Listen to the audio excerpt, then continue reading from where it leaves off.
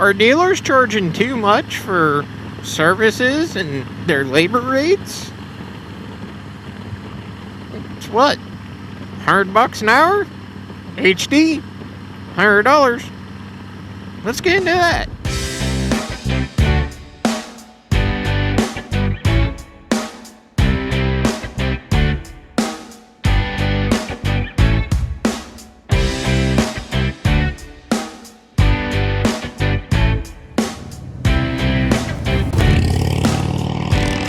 Hello, YouTube.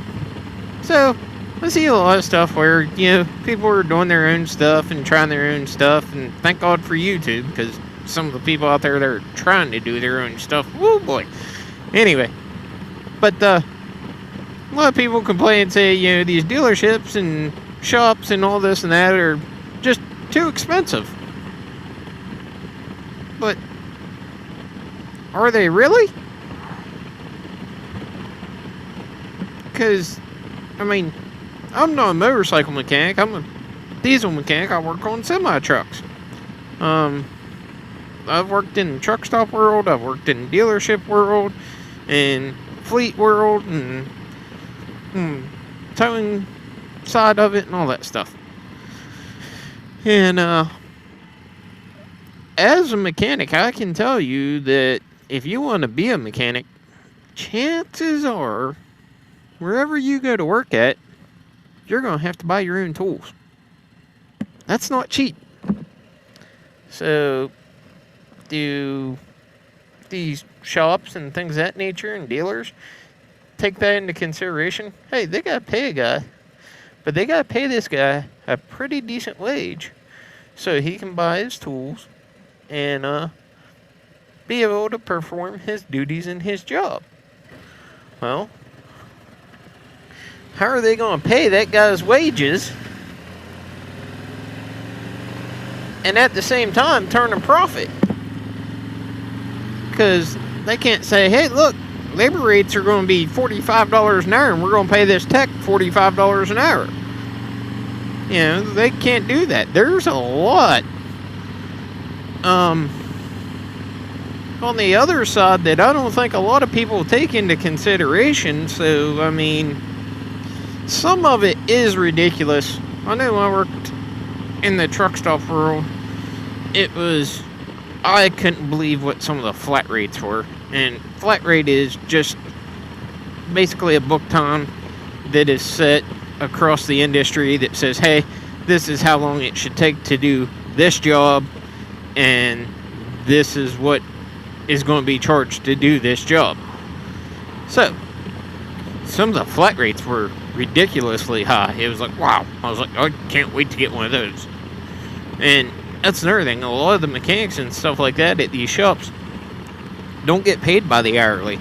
They might have a base hourly pay, but most of it is like a commission to where, you have to generate X amount of labor dollars and you receive a percentage of that.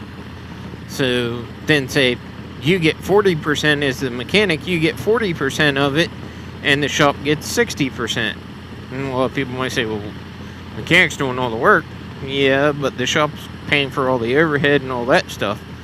So, there's two sides to every coin.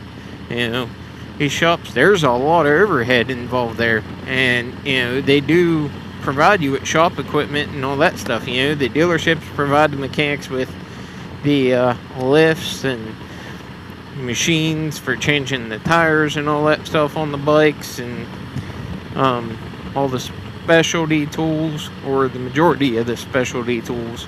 I know I've had to buy some myself, but that's not cheap.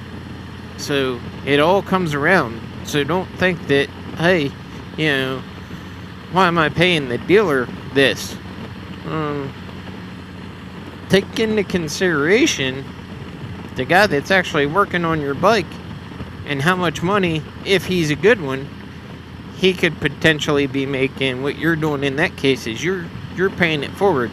You're helping another guy out who's out there, just like all of us, trying to bust his butt to earn a buck. That's what we're all out here doing. We're all out here busting our butt trying to earn a buck. So you got this guy back there, he's trying to earn a buck. I mean, he's trying to take care of his family and all that stuff. So, throw him a $10 or $20 tip. Because that dealership may or may not be taking care of him. You know, depending on the relationship that they have. You know, as far as the mechanic and the dealership. But I think some of the prices are a bit absurd. Because it's like for simple stuff, they want a large amount of money. Like when I installed my WIM, I did the WIM install myself. And they wanted to charge me over an hour to flash my infotainment system. It took less than 15 minutes. Now, I don't have a problem. I understand, you know, I wanted to upgrade something on the bike, so I'm going to have to pay for it. I paid good money for the WIM and the headsets because I bought the Harley headsets. So I paid good money for all that stuff. And you want to turn around and lie to me and tell me that it's going to take an hour to an hour and a half and try to charge me $125 to $135 to do it? No. That's where me being in the industry that I'm in comes into play, because it's like, hey, Jack, I know what that takes. You know, you try to blow smoke up somebody else's ass because you ain't blowing it up this guy's. But we ended up getting that resolved. You know, it took them 15 minutes. Charged me $35. Okay, I don't have a problem with that. You know what I mean? You know, $35 to flash something. I understand, you know, that computer system and the software and all that stuff. Again, that's not cheap. Tools ain't cheap. And today's day and age, with all the technology that's out there and all the electronics that are on cars, semi-trucks, pickup trucks, motorcycles, it's not like the old days. You can't hardly diagnose anything without hooking it up to a machine, you know, or a computer. So that stuff's not cheap.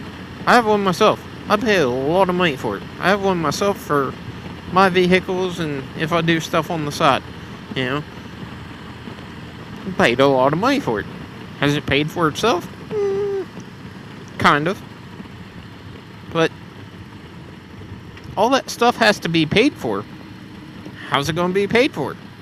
It's going to be paid for by you going there and having your services done and having the dealership do stuff. Now, I'm not saying to take everything that you need to have done to the dealership. I'm just sitting there saying that whenever you have a problem and you can't figure it out and you have to take it to a dealership, don't go to the dealership and bitch and complain because they're charging this much money to do something. That is what it is, folks. You know, you made the choice to buy a luxury in life. No matter what you do, it's going to cost you money. It's got tires. It's going to cost you money. And you all know the other one too. It costs you money just as well. But just don't go in there and complain. Oh, I can't believe you guys are charging $100 an hour to do this, $100 an hour to do that. Well, you know, stuff's got to be paid for one way or another. You know, they're not going to give it to you for nothing. You know, that'd be like you going to work. If you work in an office somewhere, that'd be like you going to work and saying, you know what, I'm not going to do anything but sit in my chair today. But you still want paid for it. See what I'm saying? It just, you got to be able to keep the cycle and keep the circle going. So, anyway, that's my thoughts on it. Do I think some of the prices are a little bit much? Sure. Do I think if you're nice about it,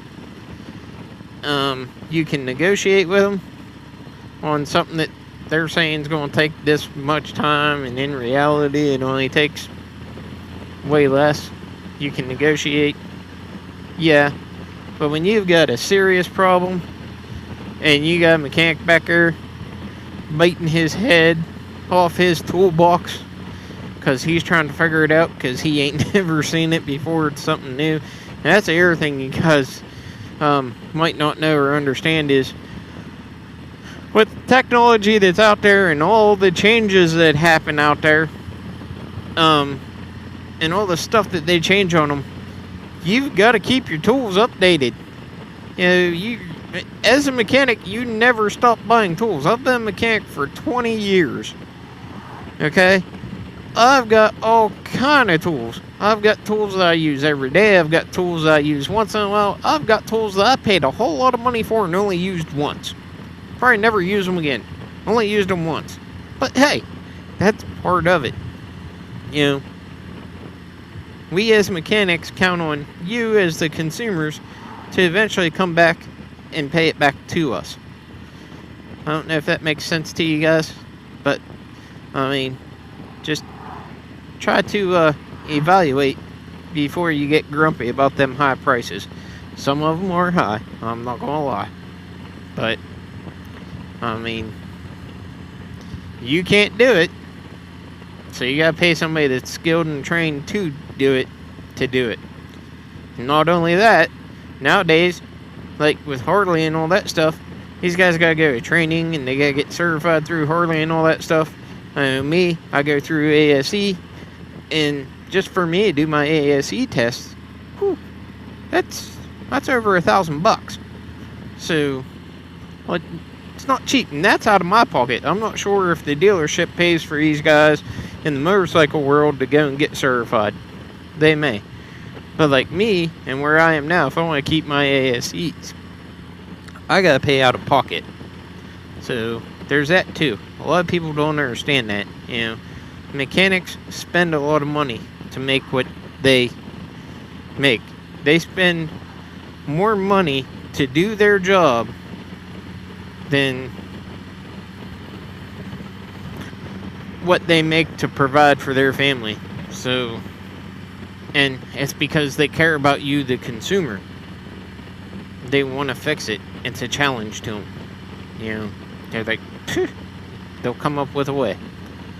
There's some shops out there that are cheaper, but at the same time, consider you get what you pay for. We'll end it on that one. Like, share, subscribe, comment, all that fun stuff.